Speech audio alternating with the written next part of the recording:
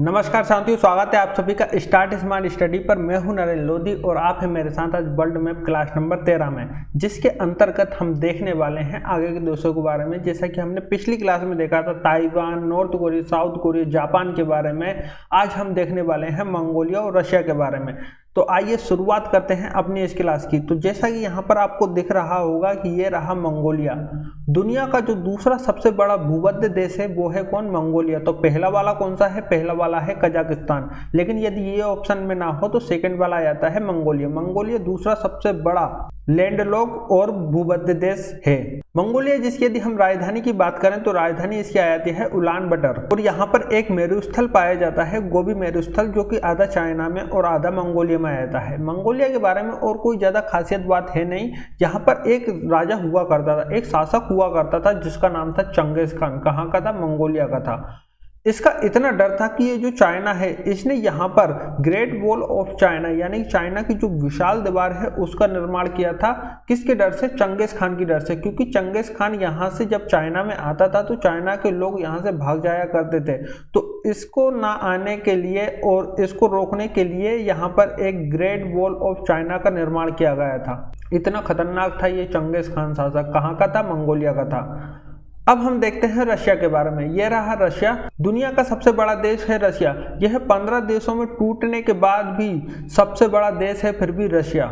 यह दुनिया की 10% जमीन लेके बैठा है, यानी कि पूरी दुनिया में यदि 100% भूमि है तो उसकी 10% भूमि अकेले रशिया के पास है। रशिया ये इतना बड़ा था कि एक समय था कि ये जो रशिया है ये यहाँ पर, और ये इसका हिस्सा ये जो है ये पहले अलास्का है, ये अलास्का भी पहले रशिया को हुआ करता था। तो रशिया इतना बड़ा था कि इसको अपने क्षेत्रों को संभालने में बड़ी समस्या होने लगी, तो इसने इसको बेच दिया। तो इसकी कहानी को यदि हम समझें तो 19वीं सदी में यह क्षेत्र भी पहले रशिया को हुआ करता था, जिसका नाम था अलास्का। 1867 में रशिया को इससे प्रॉब्लम होने लगी और इसने इस क्षेत्र को अमेरिका को बेच दिया। इस समय अमेरिका में जो सेक्रेटरी ऑफ स्टेट थे वह थे सीवर्ड। सीवर्ड ने इसको लगभग 7.5 मिलियन में इस अलास्का को खरीद लिया था। बहुत ही सस्ते दामों में रशिया ने इस अलास्का को अमेरिका को बेच दिया था। अमेरिका, जिसे हम यूएसए कहते हैं, USA United state of America. America 50 राज्यों से मिलकर बना है। इसमें 50 राज्य हैं, जिसमें से एक राज्य है अलास्का। अलास्का एकमात्र अमेरिका का ऐसा राज्य है जो अन्य राज्यों के साथ सीमा नहीं लगाता है। तो ये बहुत महत्वपूर्ण पॉइंट है कि अमेरिका का ऐसा कौन सा राज्य है जो अमेरिका के राज्यों के साथ सीमा नहीं लगाता है, वो कौन है? अलास्का है। तो सीवर्ड ने जब इस अलास्का को खरीदा था तो अमेरिका के लोग उनकी ये इस गलती को बहुत बड़ी गलती मान रहे थे। क्योंकि इसको क्यों खरीद लिया? क्योंकि ये वाला जो क्षेत्र है यह आ जाता है शीत कटिबंध में। यह वाला क्षेत्र किस में आ जाता है? शीत कटिबंध में। जैसा कि हमने अपनी पिछली क्लास में बताया था कि ये कटिबंध क्या होते हैं।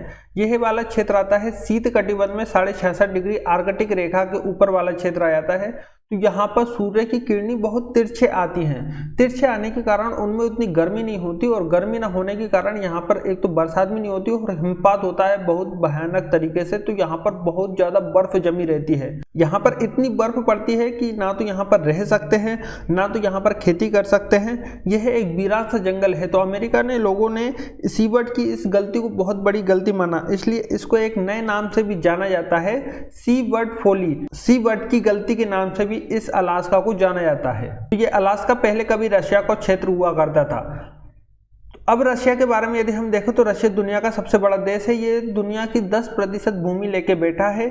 इसकी राजधानी मॉस्को, जो कि यूरोप में आ जाती है। रशिया का ये वाला जो क्षेत्र है यह यूरोप में चला जाता है और ये वाला एशिया में आ जाता है। क्योंकि रशिया के यहाँ से एक माउंटेन आता है, यूराल माउंटेन। यूराल माउंटेन आता है जिसकी वजह से, इस यूराल माउंटेन की वजह से यह रशिया कट जाता है 2 हिस्सों में, एक इधर और एक इधर। इसलिए ये वाले क्षेत्र को यूरोप में काउंट कर लेते हैं और ये इधर वाला आ जाता है एशिया में। अब यदि हम रशिया की कुछ महत्वपूर्ण नदियों के बारे में देखें तो एक नदी आ जाती है ओब नदी, जिसका मुहाना बनता है गल्फ ऑफ ओब में। यह दुनिया की सबसे बड़ी खाड़ी है, गल्फ ऑफ ओब। अगली नदी आ जाती है येनिसे नदी।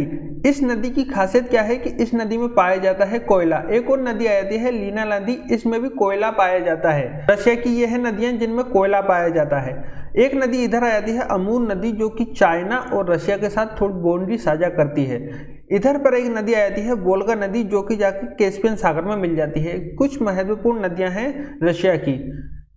और यदि हम यहाँ पर देखो तो यहाँ पर इसकी एक झील पाई जाती है, बैकाल झील। यहाँ पर रशिया का औद्योगिक क्षेत्र आ जाता है, इसलिए ये वाली झील थोड़ी महत्वपूर्ण हो जाती है। अब ये इधर पर एक रशिया का द्वीप आ जाता है, साखालिन द्वीप, रशिया का साखालिन द्वीप, और इधर पर जापान का एक द्वीप आ जाता है, होक्काइडो द्वीप। जापान का होक्काइडो द्वीप और रशिया का साखालिन द्वीप, इन दोनों के मध्य ये जो पतला सा रास्ता है इसे कहा जाता है ले पेरियस स्ट्रेट या सोया स्ट्रेट भी कहते हैं, जल संधि कहते हैं इसको। तो किन दो द्वीपों के मध्य में आता है? साखालिन और होक्काइडो द्वीप के मध्य में। अब इधर पर एक सागर आ जाता है, सी ऑफ ओखोट्स, और यहाँ पर एक आ जाता है सी ऑफ बेरिंग। ये जो दो सागर हैं यहाँ पर ऑयल और गैस के भंडार हैं। यहाँ पर ऑयल और गैस बहुत अधिक मात्रा में मिलती है। रशिया का ये वाला क्षेत्र ऑयल और गैस के भंडार से भरा पड़ा है, इसीलिए तो यहाँ पर अलास्का वाला जो क्षेत्र है, इधर पर इसके जस्ट बाजू में जो अलास्का है वहाँ पर भी ऑयल और गैस के बहुत ज़्यादा भंडार पड़े मिले हैं।